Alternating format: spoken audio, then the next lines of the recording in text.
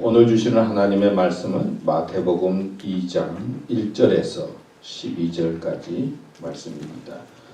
제가 읽을 때 여러분 속으로 따라 읽으시면 되겠습니다.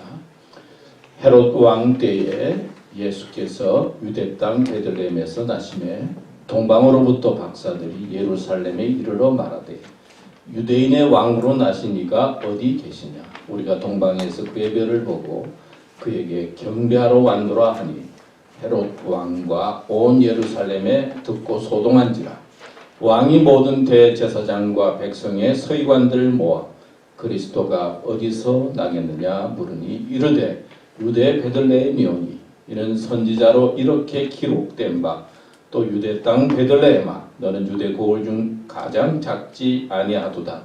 내게서 한 다스리는 자가 나와서 이스라엘의 목자가 되리라 하였음이니이다. 이에 헤롯이 가만히 박사들을 불러 별이 나타난 때를 자세히 묻고 베들레헴으로 보내며 이르되 가서 아기에 대하여 자세히 알아보고 찾거든 내게 고하여 나도 가서 그에게 경배하게 하라. 박사들이 왕의 말을 듣고 갈새 동방에서 보던 그 별이 문득 앞서 인도하여 가다가 아기 있는 곳 위에 머물러 서 있는지라. 그의 별을 보고 매우 크게 기뻐하더라. 집에 들어가 아기와 그의 어머니 마리아가 함께 있는 것을 보고 엎드려 아기께 경배하고 보배 함을 열어 황금과 유황과 몰약을 예물로 드리니라. 그들은 꿈에 헤롯에게로 돌아가지 말라 지시하심을 받아 다른 길로 고국에 돌아가니라. 아멘. 경배의 대상은 찾으셨습니까? 라고 하는 주제로 오늘 말씀을 생각해 보려고 합니다.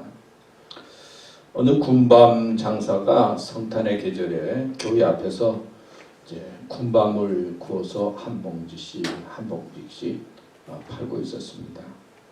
교회에 나오던 목사님이 군밤을 발견하고 물었습니다. 한 봉지에 얼마입니까?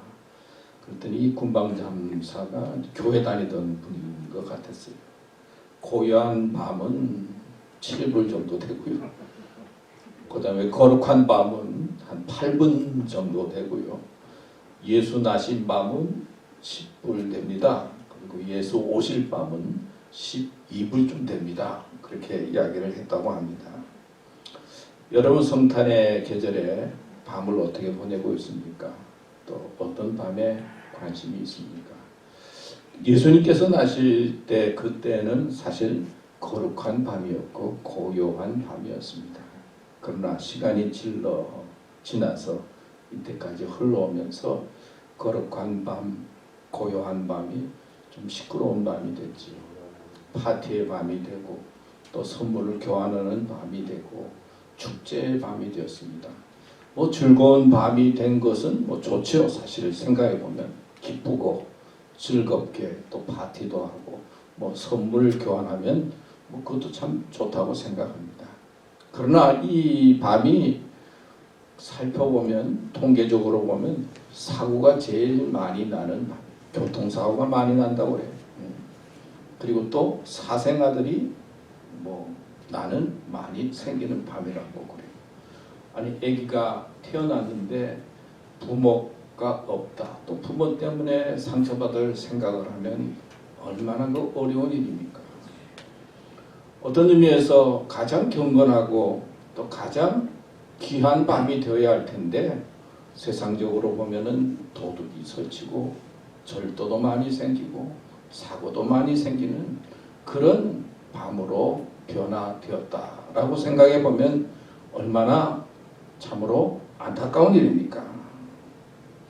여러분 그리스도인은 성탄절을 어떻게 맞이해야 할까요?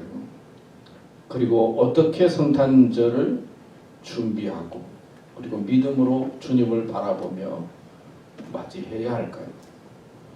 예수님께서 아기로 이 세상에 오셨을 때 맨 처음 달려온 사람들은 밖에서 양을 치던 목자였습니다. 천사의 소리와 찬송 소리를 듣고 아기 예수께 와서 경배하고 예배했습니다. 그리고 또 오늘 본문에 나오는 이 동방 박사들도 별을 보고 아기 예수 무덤으로 찾아서 아기 예수께 와서 경배하고 예배했습니다. 가장 중요한 성탄절의 의미는 사실은 경배하고 예배하는 것입니다. 이 동방박사들의 모습을 통해서 우리가 어떻게 하나님 앞에 경배하고 예배할 수 있을까 배울 수가 있고, 또 이 동방박사들의 모습을 통해서 어떤 자세로 우리가 신앙생활을 해야 할 것도 배울 수가 있습니다. 우리는 매주일마다 하나님 앞에 예배를 드립니다. 그리고 예배의 마음을 갖고 하나님 앞에 이 자리에 섭니다. 이 자리에 앉습니다. 어떻게 예배를 드려야 할까요? 또 어떤 자세가 중요할까요? 오늘 세 가지로 생각하면서 말씀을 다시 한번 확인하려고 하는데요. 예배는 대상에 대한 지식이 있어야 된다. 아무나 예배할 수 없잖아요. 아무나 경배할 수 없잖아요. 내가 예배하는 그분이 누구인지, 또 바르게 예배 드리고 있는지, 내가 그분에 대해서 온전히 알고 있는지 확인할 필요가 있다는 것이죠. 두 번째, 예배에는 헌신이 요구됩니다. 세 번째는 예배는 순종이 있어야 한다. 이 세 가지 관점에서 오늘 말씀을 생각해 보려고 합니다. 첫 번째, 예배는 대상에 대한 지식, 대상에 대해서 확실히 알아야 합니다. 과거에는 우리 조상들이 해, 달, 별, 나무, 또 심지어 이단 같은 데는 어떤 대단한 사람처럼 보이는 그분들을 향해서 경배하고 섬기고 그리고 그분을 따랐습니다.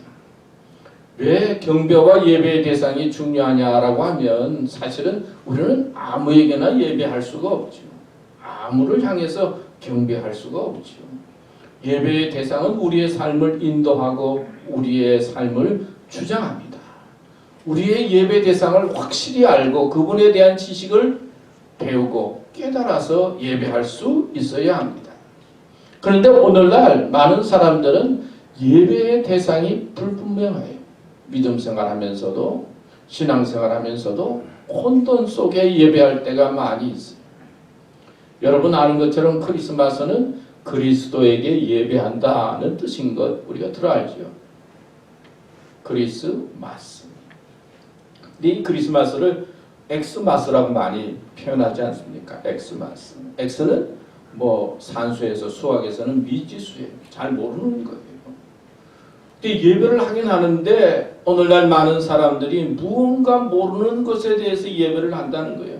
모르는 미혹의 영에 이끌려서 예배하고 있을 때가 많다는 것이죠.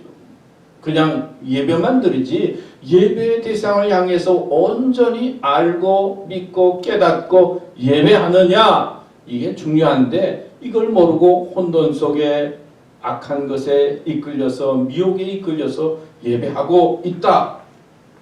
이런 의미에서 우리는 성탄절을 맞이하면서 자신을 살펴야 합니다. 내가 정말 예배하는 대상을 온전히 알고 또 그분 앞에 온전히 예배 드리고 있는가, 아니면은 습관적으로 주일날 빠지기 싫으니까 그냥 나와서 예배 드리고 있는가. 예배와 경배의 대상을 분명히 알고 나 자신의 믿음을 점검해야 된다 하는 말씀이에요. 2022년 올해의 단어가 여러 가지 있지만 올해의 단어를 선정했는데 어떤 기관에서 가스라이팅이라고 하는 그런 단어를 선정했다고 합니다. 이 가스라이팅이라고 하는 이 단어는 타인의 심리를 교모하게 조작해서 생각과 정신을 지배하는 정신적인 학대 그런 표현을 했어요. 이 어원이 1938년 영국의 해밀턴이라고 하는 극작가가 연극을 했는데 그 제목이 가스등이라고 해요. 그 가스등의 그 내용에 보면은 그 남편이 남편이 불을 희미하게 켜놓고는 아내가 불이 희미하다 그러면 그 영국에서 희미하다 그러면 아니 불이 이렇게 밝은데 왜 희미하다고 그래? 또 불을 밝게 켜놓으면 불이 너무 밝다 그러면 아니 불이 왜 이렇게 희미한데 왜 그렇게 밝다고 그러냐 그러면서 교묘하게 아내에게 정신을 혼돈스럽게 만드는 거예요. 그래서 점점 아내가 옳은 것 그른 것을 구별하지 못하게 해서 정신병으로 이제 이끌어가는 그런 이야기라는 거예요. 그러니까 가스라이트라는 것은 쉽게 말하면은 라이팅이라고 하는 것은 교묘하게 거짓말을 해서 사람을 혼돈 속에 빠뜨리고 그리고 잘못에 빠뜨리는 그런 단어다. 뭐 그런 표현을 말해요. 그게 올해의 단어로 이제 뽑혔다는 거죠. 뭐 작년에는 뭐 팬데믹, 뭐 백신, 또 어떤 때는 오미크론 뭐 이런 것들이 올해의 단어로 뽑혔는데 금년에는 가스라이팅이라고 하는 단어가 뽑혔어요. 오늘 아침에 내가 잠깐 보니까 그 주식하는 사람들은 이번에 뭐 파월이 그냥 저기 또 금리를 올렸는데 뭐 크리스마스가 아니라 크라이시스 마스인가 뭐 그래가지고 아주 위기의 뭐 성탄절을 맞이했다 뭐 그런 표현의 단어도 또 나오더라고. 무슨 말이냐 하면은 2022년도는 무언가에 조작되어서 사람들이 옳고 그른 것을 구별하지 못하게 만들어서 언론이라든지 그 다음에 뭐 유튜브라든지 인터넷이라든지 전화기를 통해서 사람들의 생각을 혼돈하게 만들어서 무엇이 옳고 무엇이 그른지 제대로 구별하지 못하면서 사람들을 이끌어가는 그 혼돈의 세상, 그 유혹의 세상을 표현하는 단어. 그렇게 우리가 지금 살고 있다는 거예요. 그래서 언론이나 보도를 통해서 뭐 젊어야 멋있고 이뻐야 되고 뭐 좋은 옷을 입어야 되고 뭐 좋은 집을 사야 되고 나는 보니까 너무너무 못 사는데 왜 이렇게 또 잘 사는 사람들이 많고 뭐 젊은 사람들이 많고 무언가 혼돈으로 우리를 이끌어가는 세상 속에 우리가 있다. 그런 표현을 하고 있는 거예요. 동방 박사들은 별을 연구하는 사람들이었지요. 그러나 별을 본 것이 아니라 별을 통해서 하나님을 본 거예요. 하나님께서 별을 통해서 이 세상에 메시아를 보냈구나 하는 것을 깨닫고 이제 아기 예수 메시아를 향해서 찾지 않습니까? 우리는 별만 보는 것이 아니라 별 뒤에 역사하시는 하나님을 볼 수 있어야 돼요. 하나님은 어떤 분이십니까? 태초에 하나님이 천지를 창조하시니라. 이 우주 만물을 창조하시고 지배하시고 이끄시는 분이에요. 그리고 당신의 형상 닮은 대로 우리 인간을 만드시고 처음에 하신 것은 복을 주셨어요. 하나님은 어떤 분이십니까? 너희 권능 있는 자들아 영광과 능력을 여호와께 돌리고 돌릴지어다. 여호와의 이름에 합당한 영광을 돌리며 거룩한 옷을 입고 여호와께 경배할지어다. 하나님은 예배의 대상이 되시는 분이에요. 사도행전 17장 24절 25절에 보면 우주와 그 가운데 있는 만물을 지으신 신께서는 천지의 주제시니 손으로 지은 전에 계시지 아니하시고 또 무엇이 부족한 것처럼 사람의 손으로 섬김을 받으시는 것이 아니니 이는 만민에게 생명과 호흡과 만물을 친히 주시는 자이심이라. 하나님은 우리에게 생명을 주시고 우주를 주시고 우리의 삶을 인도하시는 부족함이 없는 분이다. 그 말씀을 하고 있어요. 그런데 가장 중요한 것은 성경 말씀에 하나님께서는 우리 인간을 구원하시기 위해서 예수님을 보내셨죠. 그 아들 예수님을 보내셨어요. 그리고 십자가에 달려 죽게 하시고 그리고 사흘 만에 부활하셔서 우리에게 영생과 구원을 예수 그리스도를 통해서 주신다는 것을 우리에게 가르쳐 주시고 예수 그리스도를 기여기고 따르도록 말씀하셨어요. 근데 이것이 믿어져요? 이것이 잘 믿어집니까? 알 수가 있습니까? 성령을 통해서 마음속에 믿게 하시고 깨닫게 하시고 이끄시는 분이에요. 그래서 우리 기독교에서는 삼위일체 하나님이잖아요. 하나님, 예수님, 성령, 성부, 성자, 성령 그분에게 우리는 예배를 드리고 경배하는 것입니다. 우리는 예배의 대상을 분명하게 해서 가장 귀하게 가장 소중하게 예배 드릴 수 있어야 하는 것입니다. 우리는 예배하는 자로 하나님 앞에 서야 하고 하나님을 귀하게 여겨야 합니다. 성탄의 계절은 하나님께서 우리에게 원하는 것이 무엇이냐? 하나님, 예수, 성령, 예수님에 대해서 더 많이 알고 믿음의 확신에 서서 경배의 대상을 분명히 해서 믿음의 길을 가기 원하는 뜻이 성탄에 있다는 것을 깨닫고 하나님 앞에 온전히 예배하는 자가 되어야 될 줄로 믿습니다. 두 번째는 예배는 헌신이 요구된다는 거예요.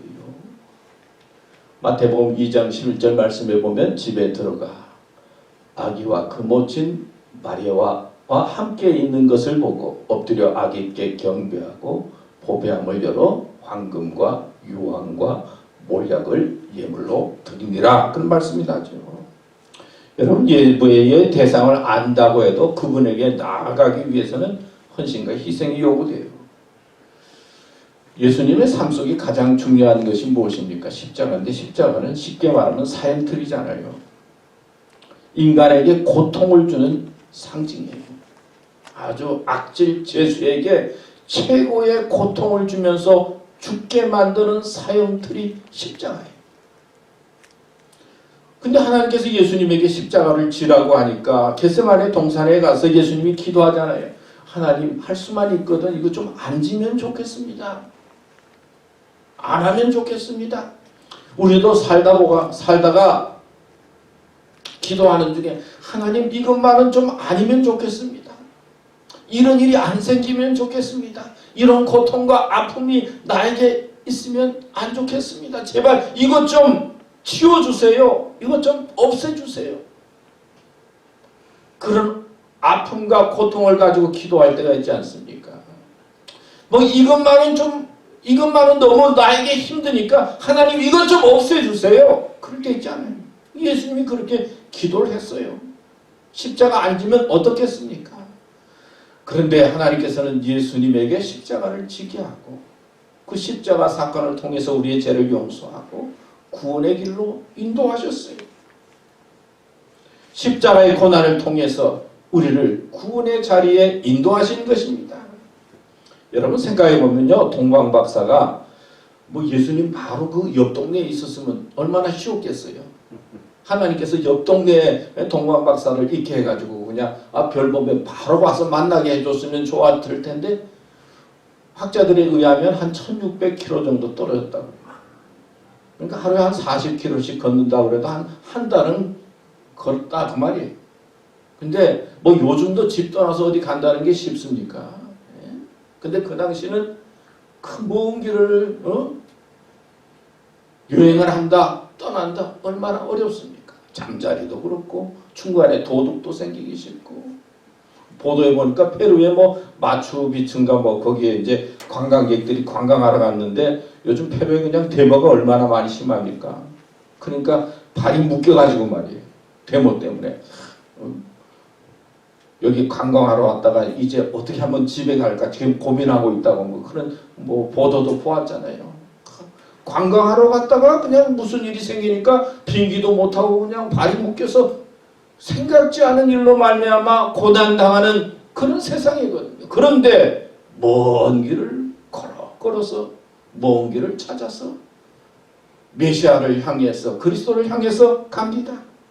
경배의 대상을 찾는 일이 쉽지 않다는 것이지요. 우리는 이렇게 쉽게 예배드립니다. 한국에서도 그렇고 또 미국에서도 그렇고 뭐 예배하는데 어려운 일이 있습니까? 사실 참 예배 드릴 수 있다는 것도 얼마나 감사한 일인지 몰라요. 북한이나 뭐 다른 데 같은 데는 예배 드리는 일이 쉽지 않잖아요. 근데 이렇게 쉽게 예배를 드릴 수 있음에도 불구하고 예배를 방해하는 것들이 예배를 드리지 못하게 하는 것들이 얼마나 많이 있는지 몰라요. 만약 뭐 청년들 대학생 같으면 이 시험의 때가 되면 이거 공부를 해야 되나 가서 예배를 드려야 되나 뭐 고민하게 되잖아요. 또 우리 비즈니스하고 뭐 합의되면 이 주일날 뭘가 해야 되는데 이거를 해야 되나 교회를 가야 되나 예배 드려야 되나 뭐 그런 일도 생기잖아요. 쉬워도 뭔가 예배를 드리기 위해서는 넘어야 할 것들이 있는 거예요. 또 그뿐만이 아니에요. 교회 다니다 보면 마음에 안 드는 사람도 있고 마음에 부딪히는 일도 있거든요. 사람의 감정이라고 하는 것이 참 그래요. 그래서 감정에 부딪혀가지고 이 감정에 거슬리면은 교회 가서 예배를 드려야 되는데 자꾸 예배 드리고 싶지 않은 마음이 떠오르게 돼요. 환경이 좋고 모든 게 다 좋아도 뭔가 내 마음에 내 삶에 문제가 생기면은 그것을 극복하고 교회 나가서 예배를 드려야 되는데 예배를 방해하는 것들이 많다는 것이지요. 우리가 알아야 돼요. 예배 드리는 것이 쉬운 게 아니에요. 쉬워 보이는 거지. 사실 문제가 생기면은 예배 드리기가 어려워져요. 마음에 시험이 들면은 예배하는 것이 만만치가 않아요. 희생이 요구되고 헌신이 요구되고 무언가 극복해야 할 것이 있는 거예요. 예배는 그런 겁니다. 하나님께서 우리의 삶 속에 우리의 마음 속에 생활 속에 무슨 일이 생기지 않도록 역사해 주셔서 우리가 하나님 앞에 나와서 예배 드리지만은 인간의 마음이 조금만 무슨 일이 생기면은 예배와 멀어지게 만드는 것들이 많이 있어요. 동방 박사들이 황금과 유황과 몰약을 준비했죠. 예배는 준비가 필요하다는 거죠. 마음의 준비도 필요하고 무언가 준비 속에 예배를 드려야 한다는 거예요. 옷도 그렇고 또 샤워도 하고 정성껏 마음으로 준비해서 하나님 앞에 나오는 겁니다.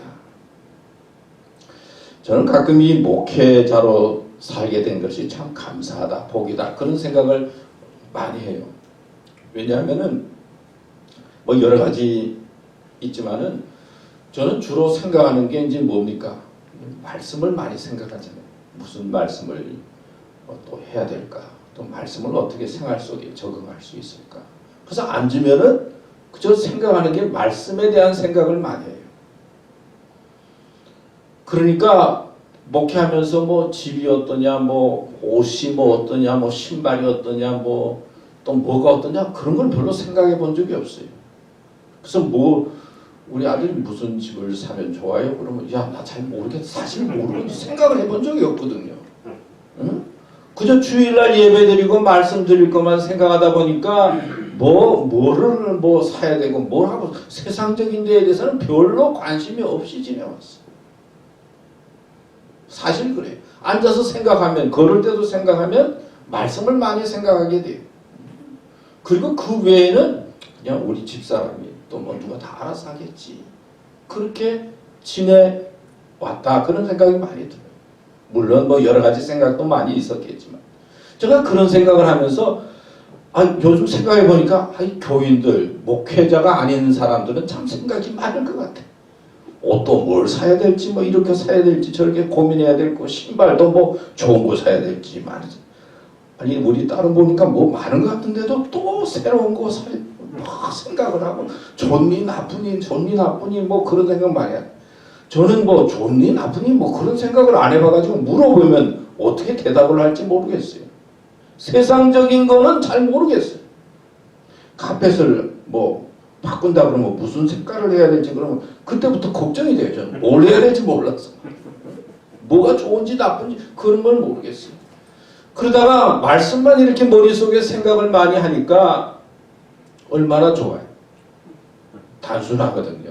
세상 돌아가는 거 잘 모르고. 근데 교인들 생각해 보니까 뭐 하나에서 10가지 뭐 주일날 뭐 점심하는 것도 무슨 점심을 해야 될지 그것도 간단하지가 않더라고요. 점심하는 것까지 뭐 반찬에 뭐 조미료 넣는 것까지 뭐 미리 뭘 해야 될지 뭐 해야 될지 이런 거 하나하나 생각하면서 사니까 얼마나 복잡할까. 그런 의미에서 참 하나님께 감사하고 단순하게 저를 이끌어 오신 것에 대해서 하나님의 말씀에 대해서 생각하게 한 것이 참 감사하다. 뭐 그런 생각을 했어요.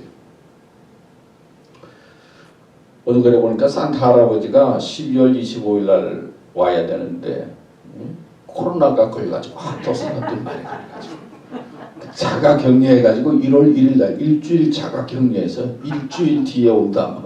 그런 웃는 이야기가 있더라고요. 얼마나 이 코로나 바이러스 이것 때문에 오미크론 뭐 이것 때문에 지금 아직까지 지금 몇 년을 그러고 있잖아요. 저도 보니까 우리 안전도사님 만나서 이제 이야기하는데 내년 이야기를 하다가 우리가 한 코로나 바이러스 때문에 뭔가 교회 분위기가 조금 이렇게 다운이 된 것 같은데 내년에는 조금 이렇게 업되도록 어떻게 좀 해야 되지 않을까? 너무 이게 교회나 사회 분위기가 자꾸 이 다운되는 분위기 속에 있어서는 안 되고 이제는 하나씩 회복해서 좀 올라가고 활력이 있고 힘이 있고 좀 도전하는 그런 해가 되면 좋겠다. 우리 그렇게 이야기했어요. 여러분 하나님 앞에 예배 드리는 것도 헌신과 희생이 요구돼요.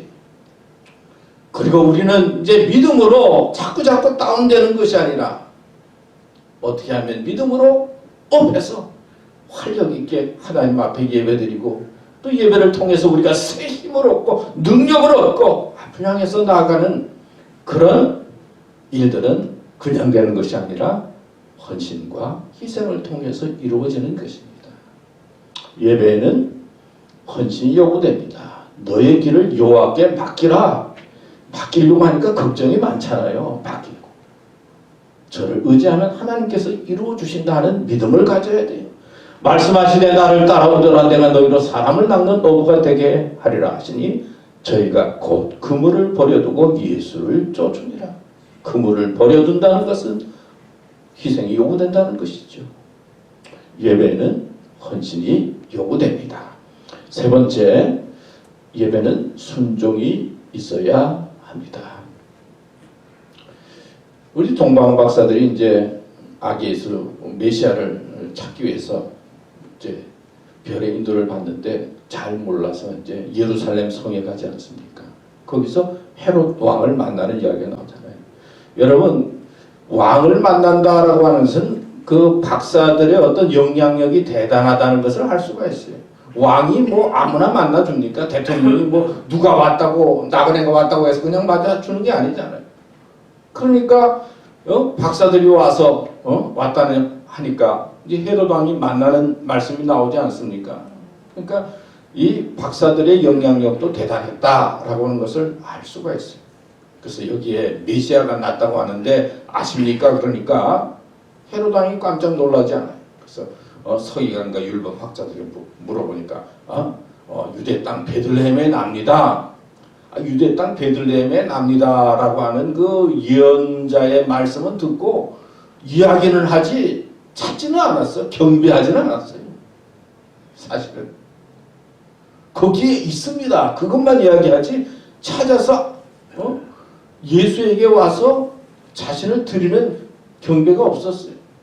그런데 이 동방 박사들은 그 말을 듣고는 그리고 베들레헴에 가서 아기 예수를 만나서 그리고 예물을 드리는 내용이 말씀에 나옵니다. 그리고는 어떻게 됩니까? 헤롯 왕이 그 박사들을 만나서 이야기를 듣고 난 다음에 그 메시아를 만나게 되면 나에게도 알려줘라. 그럼 내가 가서 경배하겠다. 그랬는데 꿈에 지시하심을 받아 헤롯에게로 돌아가지 말라 지시하심을 받아 다른 길로 고국에 돌아가니라 말씀이 나오잖아요. 우리가 보통 같으면 왕의 말을 들으면 왕에게 순종을 해야 되겠지요. 그 당시 문화나 상황에 따라서 왕을 만나서 보고해야 되겠지요. 그러나 하나님의 천사의 지시를 받아서 왕에게 가지 아니하고 애굽에 갔다. 그러니까 하나님에게 순종했다는 거예요. 하나님에게 순종하는 마음으로 왕에게 가지 아니하고 그리고는 천사의 지시를 받아서 애굽 땅에 갔다 하는 말씀이 나옵니다. 누구에게 순종하느냐? 누구의 말이 귀하느냐? 누구에게 우리는 경배해야 되고 누구의 말에 따라야 하느냐? 이것이 우리 삶에 아주 귀하다는 거예요. 거기에 우리는 믿음의 소중함이 있고 그리고 순종이 귀하다는 말씀을 배울 수가 있어요. 그래서 그 사무엘상 15장 말씀에 보면은 우리가 잘 아는 말씀이 나오잖아요. 순종이 제사보다 낫고 듣는 것이 수양의 기름보다 나으니. 이 말이 무슨 말입니까? 사울왕이 사무엘 선지자를 기다리다가 보니까 떼냈는데 안 나타나거든요. 그러니까 답답하니까 자기가 그냥 사무엘 선지자가 제사를 드려야 되는데 사울 왕이 제사를 드리는 겁니다. 그러면서 순종이 제사보다 낫다라고 하는 사무엘의 말씀이 나옵니다. 예배를 하나님 앞에 드립니다. 그리고 그 다음에는 말씀이 들려지고 깨달음이 있을 때 순종, 생활 속에 나아가서 순종할 때 그 예배가 온전한 예배가 된다는 거예요. 예배 드릴 때 내 마음속에 와 닿는 것이 있으면 그것을 무시하는 것이 아니고 하나님께서 나에게 주신 뜻이 무엇인가 깨닫고 그것을 생활 속에 순종으로 나타날 때 온전한 예배가 되고 살아있는 예배가 된다 하는 말씀이에요. 여러분, 예수님 기쁨으로 오셨어요.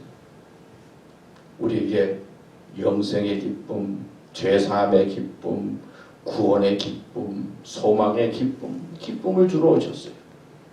우리가 예수 믿으면 참 기쁨이 있어요. 그게 은혜예요. 그리고 말씀을 깨닫게 되면 기쁨이 있어요. 그게 또 은혜예요. 그런데 예수 믿는 것이 또 예수님이 괴로움이 되는 사람이 있어요. 어떤 사람입니까?